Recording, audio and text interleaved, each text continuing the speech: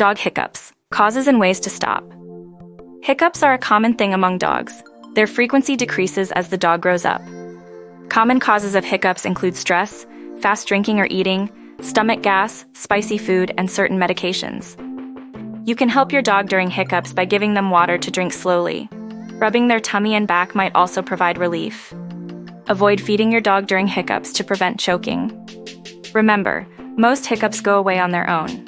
However, if they last several hours, consult your veterinarian. Persistent hiccups could indicate serious conditions like pneumonia or Addison's disease. Prevent dog hiccups by encouraging slow eating and drinking. Use slow feeders and provide small meals. Maintain your dog's overall health with proper nutrition, regular exercise, annual vet exams, and routine vaccinations. These practices can help prevent not only hiccups but also other potential health issues.